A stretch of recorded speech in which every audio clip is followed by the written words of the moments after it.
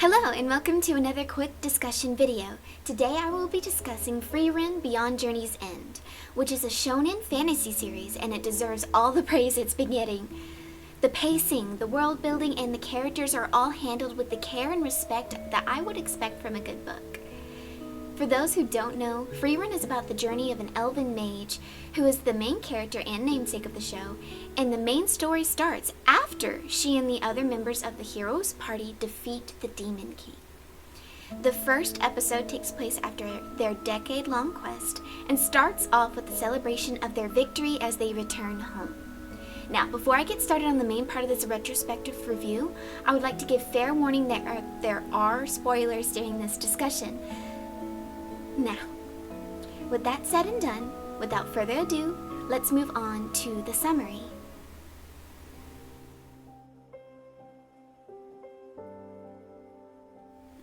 The story kicks off, like I said earlier, with a celebration.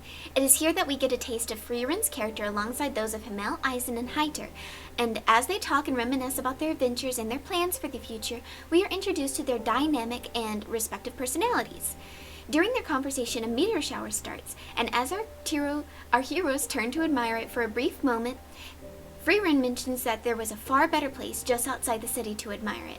It is there that she promises to come back and meet with them all again to show them that spot, in 50 years. Anyway, after they say their farewells, Frieren departs off to hunt down tomes and spells to add to her collection. 50 years pass, and Frieren heads back to the royal capital, where the heroes' party gathers for their last quest together to go see the stars. And it is their last journey together, because not long after, Himmel passes away. The royal capital holds a kingdom-wide funeral for him, and we get to see all the lives Himmel's touched throughout his life. Then, as they lower his body into the earth, Frieren breaks into tears. She laments about how short his life seemed, and how she wished she got to know him better.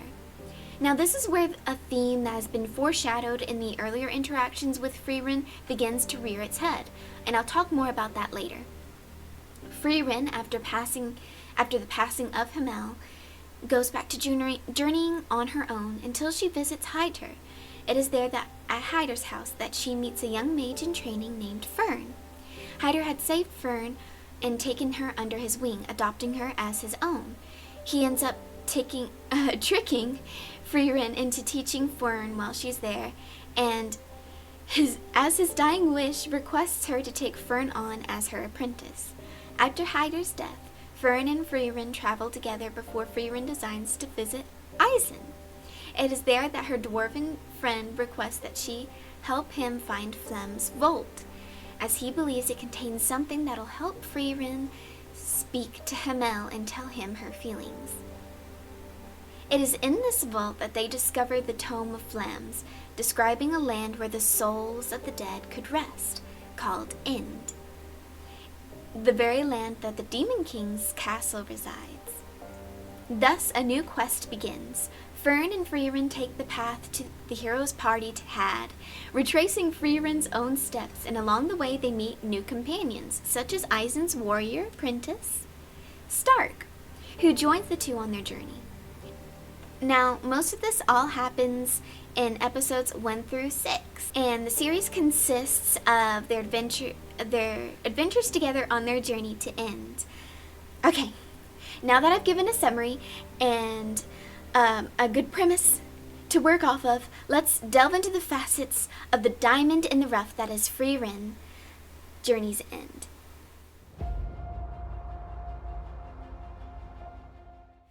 The world of Frieren is nuanced and detailed. The various settings aren't just places for events to take place, the world is treated like a character. The cities and towns have a history within the context of the story and are interwoven within the character interactions and the scenes.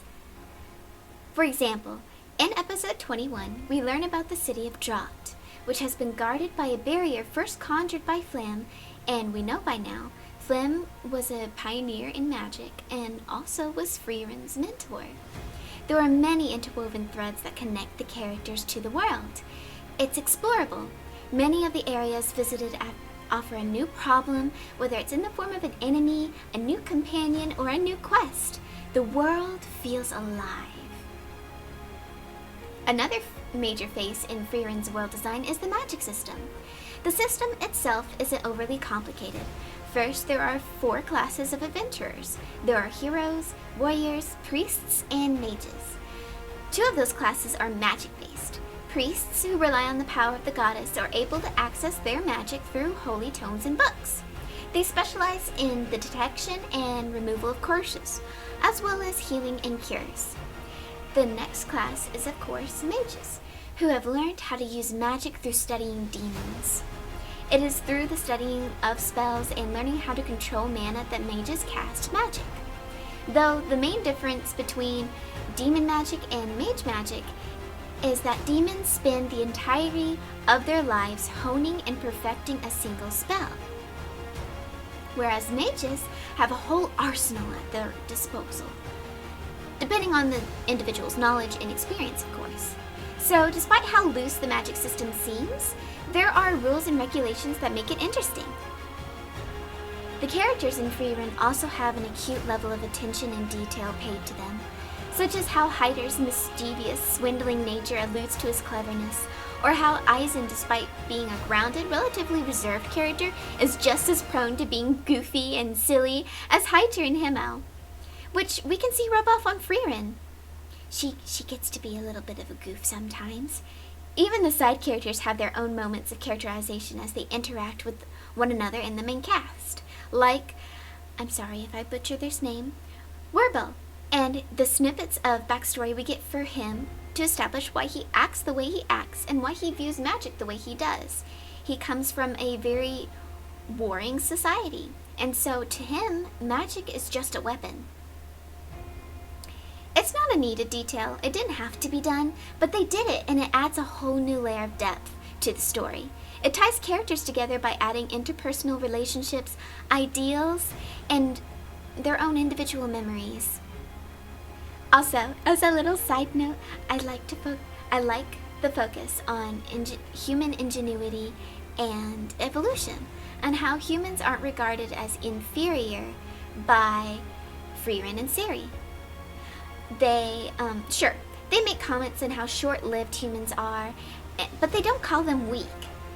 In fact, they expect a human to be the one that surpasses them both in magery.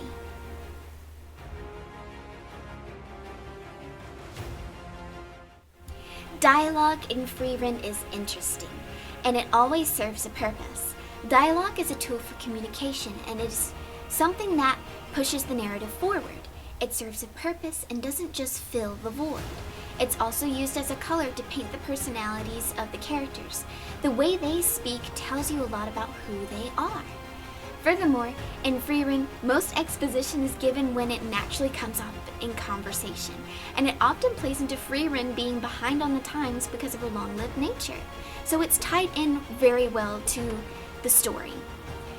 Flashbacks and memories are often led by a similar principle, as they are used when a character is actively taking the time to recall a previous event they've experienced. Frieren also uses dialogue to help introduce the themes of the story. Frieren's central theme is based around loss, mortality, and the feelings associated with them.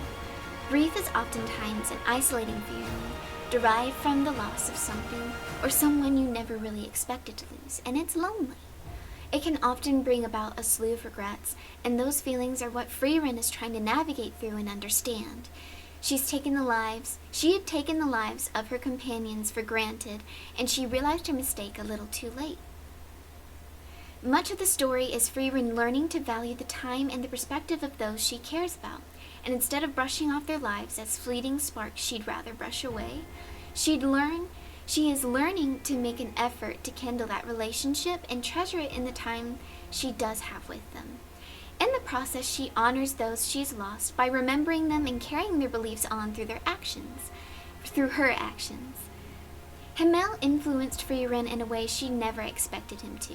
Many of the actions she takes are fueled by her memories of him and the advice he'd given her. For example, in her fight with Aura, she takes the time to dispel the magic auras casted on the fallen soldiers, to not destroy them out of respect for the memories of their loved ones. Because well, Himmel had chastised her for it when they had fought Aura earlier, and she was using all these flashy, destructive spells. And that's part of her character growth. That's part of Frieren's arc. It's part of Frieren's arc, the lesson she is learning. It is also taking time for Frieren to adapt. She doesn't automatically fix these flaws. She has to work on it, work on herself and change. And the show paces itself and takes time to elaborate. Pacing is important because if your story has poor pacing, the message can often fall flat, or it can feel like the writers are beating you over the head with it. It doesn't baby the viewer either. It allows you to make your own conclusions on the story.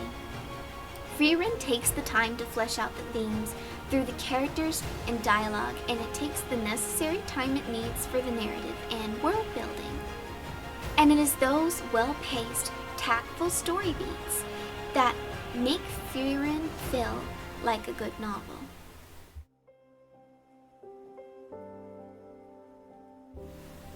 Okay, now it's time for me to yap about you about the art I did for the video. I drew Frieren for this video, and once again I experimented with foreshortening because that's something I've recently taken an interest in practicing. And it was more successful this time around, though funnily enough, I was actually very unhappy with this drawing after I finished it, until I added Frieren's earring peeking out from behind her hair. That made me like it more, and don't ask me why, because I'm not sure why. I guess I felt like the earrings are there for a reason. They help pull in the other red highlights along throughout Frieren's character design up towards her face. It helps draw attention to her face. So I think that I knew that, and me leaving them out because I was like, well, it'd be covered by her hair because physics, you know? And I think that's why I ended up adding it, because I was like, no, it just doesn't feel right without it. Now, for the background, I kind of cobbled something together based off of the battle between Frieren and her clone. That's also where I got the idea for the visual effects of the spell she's casting. It's one of the ones the clone uses, and I decided to take a few artistic liberties with that. It's pre-established that the clone can use any spells Frieren knows, so I decided to have Frieren cast it instead. My original idea was going to involve flowers, specifically the kind that Himmel liked in the show, but a lot of people have done that already, and I wanted to be different. Okay? I loved this anime, and I sincerely hope it gets renewed for a second season like the Apothecary Diaries. I also would like to reiterate that I am not a professional, though I aim to be someday, and all the points I've touched on are just things I appreciate about the show. Alright, that's the end. Don't forget to like, comment, and subscribe if you've gotten this far. Leave a flower or a cloud in your comment, as well as your thoughts. And thank you so much for watching. Bye-bye!